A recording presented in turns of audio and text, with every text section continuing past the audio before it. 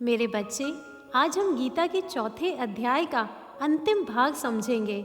मुझे आशा है पिछले 2 पाठ में तुमने भगवान के आने का उद्देश्य, वीत राग भय क्रोध की स्थिति, कर्म अकर्म में भेद और यज्ञ के मर्म को समझा था। आज हम उसी के आगे का पाठ 32वें श्लोक से पाठ प्रारंभ करते हैं।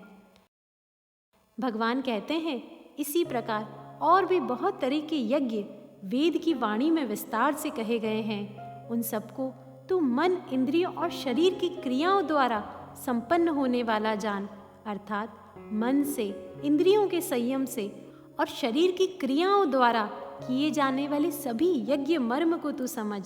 इस प्रकार तत्व से जानकर उनके अनुष्ठान द्वारा तू कर्म बंधन से सर्वथा मुक्त हो जाएगा। अब भगवान कितना स्पष्ट कहते हैं, हे परम तप अर्जुन, द्रव्यमय यज्ञ की अपेक्षा ज्ञान यज्ञ अत्यंत श्रेष्ठ है तथा हे पार्थ, संपूर्ण कर्म ज्ञान में समाप्त होते हैं, अर्थात ज्ञान उनकी पराकाष्ठा है। तुम जानते हो, मुझे लगता है अब तक तुम ज्ञान के मर्म को तो समझ ही चुके हो, पर फिर भी मेरा मन तुम्हें एक और कथा सुनाने का कर रहा है।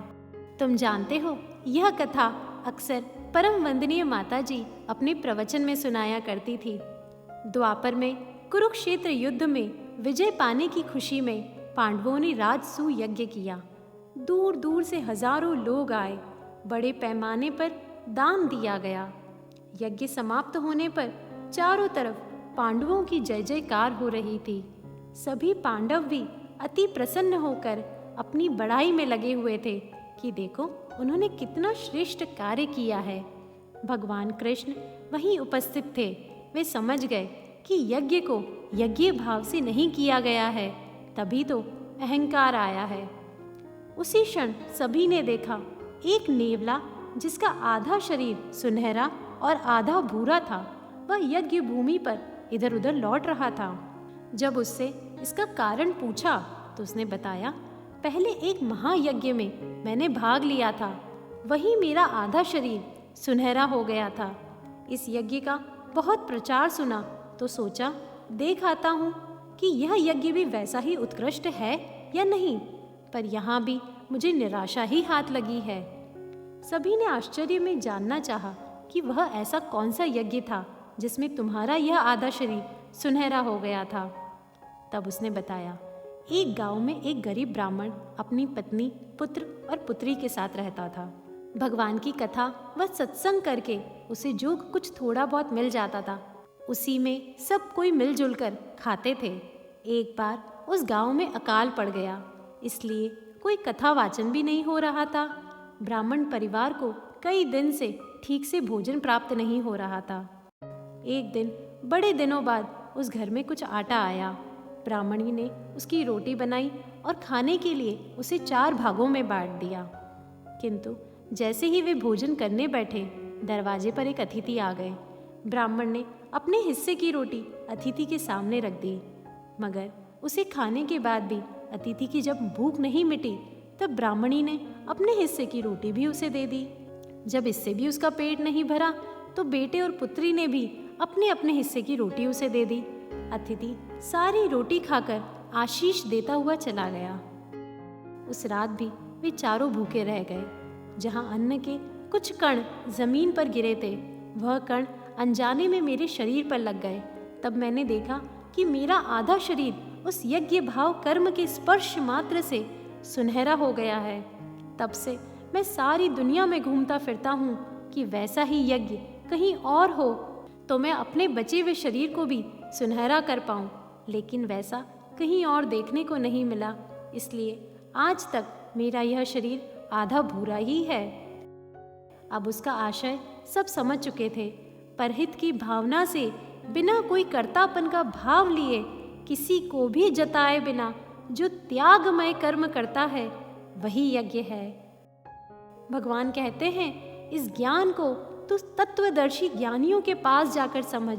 उनको भली भांति दंडवत प्रणाम करके, उनकी सेवा करके, कपट को छोड़कर सरलता पूर्वक प्रश्न करके तो परमात्मा के तत्व को भली भांति जानने वाले ज्ञानी महात्मा से उस ज्ञान को पा लेगा, जिसे जानकर फिर तू कभी इस मोह को प्राप्त नहीं होगा।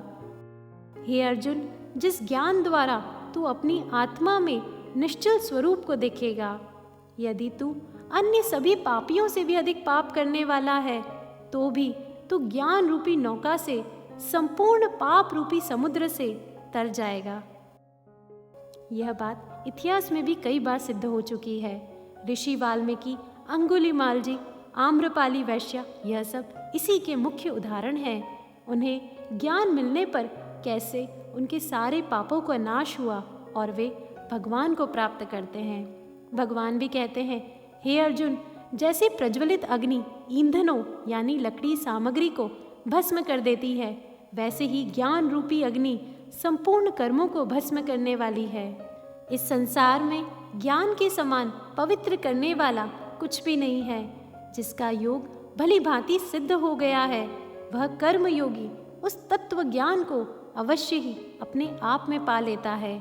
जितेंद्रिय अर्थात जिसने अपनी इंद्रियों को जीत लिया है, साधन परायण और श्रद्धावान मनुष्य ज्ञान को प्राप्त होता है तथा उस ज्ञान को पाकर वह बिना विलंब के तत्काल ही भगवत प्राप्ति अर्थात परम शांति, परम धाम को प्राप्त हो जाता है।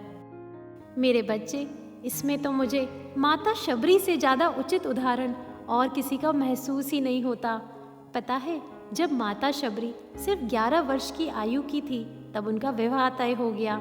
उनके विवाह के लिए उनके पिता ने घोषणा की कि विवाह में सैकड़ों भैंस बकरों की बलि दी जाएगी। जब माँ को यह बात का पता चला तो उन्हें बड़ा दुख हुआ और सोचने लगी, ऐसे विवाह का क्या फ़ायदा जिसमें बेकसूर जानवरों की जान चली जाए। ऐसे विवाह करने से तो अच्छा है ना करना। यह सोचकर वह रात में जंगल में चली गई। जब जंगल पहुंची तो उन्होंने देखा कि हजारों ऋषि तपस्या में लीन होकर तप कर रहे हैं। वह यह देखकर सोचने लगी कि मैं तो नीच जाति की हूँ, मैं इन तपस्वियों के साथ इस जंगल में कैसे रह पाऊंगी। मुझे तो भजन, ध्यान, ऐसी भक्ति में लीन रहना आता ही नहीं है। वह उनकी सेवा करना तो चाहती थी, पर वह भील जाति की होने के कारण अवसर ना मिलने का अंदेशा था। फिर भी माँ शबरी सुबह सुबह ऋषियों के उठने से पहले उनके आश्रम से नदी तक का रास्ता साफ कर देती थी। कांटे चुनकर रास्ते में साफ बालू बिछा देती। यह सब वह ऐसे करती कि किसी को उसको पता भी ना चले। एक बार ऋषि मतंग को जब यह पता चला तो वे बहुत प्रसन्न हुए। उन्होंने शबरी को अपने आश्रम में शरण दी। 8 वर्ष बाद जब मतंग ऋषि का अंतिम समय आया तो उन्होंने माँ से कहा कि वे अपने आश्रम में ही रहकर भगवान की प्रतीक्षा करें, वे उनसे मिलने ज़रूर आएंगे। तुम सोचो कितना विश्वास और श्रद्धा थी माँ शबरी की अपने गुरु के प्रति कि गुरु की मृत्यु के बाद माँ शबरी का समय सिर्फ भगवान राम की प्रतीक्षा में ही बीतने लगा। वह अपना आश्रम नित्य एकदम साफ रखती थी। रोज सुबह भगवान राम के लिए मीठे मीठे बैर तोड़कर लाती। बैर में कीड़े ना हो या वह खट्टे ना हो, इसलिए एक एक कर चख कर बैर तोड़ती थी। ऐसा करते करते कई साल बीत गए। माँ अब 59 वर्ष की हो गई थी, पर ऐसा जान पड़ता था कि मानो भगवान आज ही उनकी कुटिया में पधारने वाले हैं। और देखो, बहुत वर्षों बाद मतंग ऋषि मुनि का वचन सिद्ध हुआ। सबकी पीड़ा दूर करने वाले भगवान माँ शबरी की कुटिया में पधारे। उन श्रद्धावान माँ को नवदह भक्ति सुनाई और उसे सुनकर माँ तुरंत ही भगवान को प्राप्त हो गई। मेरे बच्चे, भगवान इसी भक्ति की बात कर रहे हैं। वे कहते हैं, विवेकहीन, श्रद्धा रहित और संशय युक्त मनुष्य परमार्थ से भ्रष्ट होने वाले हैं। ऐसे संशय युक्त मनुष्य के लिए न तो यह लोक है न परलोक है, मतलब उनके लिए कोई भी सुखदायी नहीं है। हे धनंजय, जिसने कर्म योग की विधि से समस्त कर्मों को परमात्मा में अर्पण कर दिया है, जिसने विवेक द्वारा सभी संशयों का नाश कर दिया है, ऐसे वश में किए हुए अंतःकरण वाले पुरुष को कर्म नहीं बांधते। इसलिए हे भरतवंशी अर्जुन, तू हृदय में स्थित होकर इस अज्ञान जनित अपने संशय को विवेक रूपी ज्ञान की तलवार से काटकर समत्व कर्म योग अर्थात समान स्थित होकर युद्ध के लिए खड़ा हो जा। मेरे बच्चे, मुझे यह अत्यधिक पसंद आता है। भगवान नित्य अर्जुन को अपना कर्तव्य याद दिलाते हुए कहते हैं, तू युद्ध कर, मैं भगवान तेरे साथ हूँ। तू सारे संशय, सारे विवादों, सारे द्वंद्वों से ऊपर उठ, सिर्फ कर्म कर। यह हमें भी पल पल पर अपने कर्तव्य कर्म की तरफ किसी भी स्थिति में आगे बढ़ने की प्रेरणा देती है गीता। आज का अध्याय यहीं समाप्त होता है मेरे बच्चे। तुम चिंतन करो, मनन करो और जीवन में अपनाओ। यही गीता को सुनाने का मेरा उद्देश्य है। ओम तत्सदिति श्रीमद्भागवत गीता सूपनिषत्सु ब्रह्म विद्यायां योगशास्त्रे श्री कृष्ण अर्जुन संवादे ज्ञान कर्म संन्यास योगो नाम चतुरो अध्याय।